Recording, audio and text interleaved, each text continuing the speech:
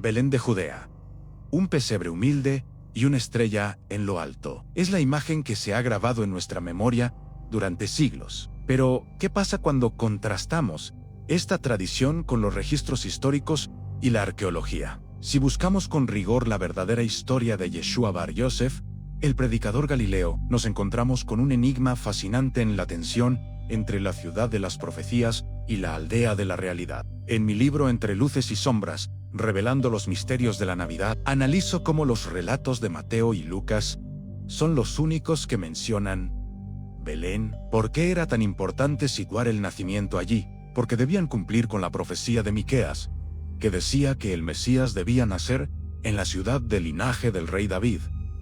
Sin embargo, fuera de estos relatos de la infancia, a Jesús siempre se le conoce como el Nazareno. Incluso los textos más antiguos, como las cartas de Pablo o el Evangelio de Marcos, no mencionan Belén ni una sola vez. Aquí es donde entra la ciencia. Durante mucho tiempo, se dudó incluso de la existencia de Nazaret en el siglo I, porque no aparecen crónicas seculares ni en los escritos de Flavio Josefo. Pero excavaciones recientes han revelado restos de viviendas modestas y objetos cotidianos que confirman que Nazaret era una aldea judía muy humilde, de apenas unas decenas de habitantes. Y hay más.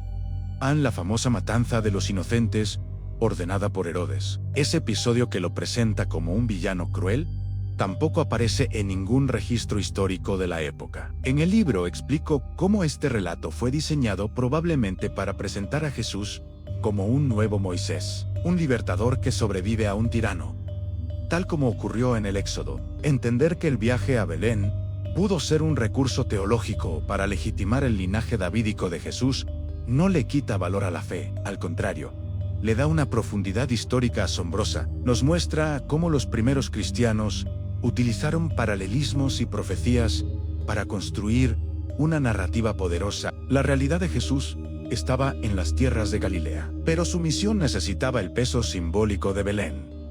Estamos ante el cruce perfecto entre el Jesús de la historia y el Cristo de la fe. ¿Fue Belén un hecho histórico o una necesidad profética? Si quieres profundizar en las evidencias arqueológicas y en los silencios de la historia, te invito a descargar el capítulo 1 gratis en el enlace de mi perfil. Acompáñame a descubrir qué hay detrás de las sombras de la tradición.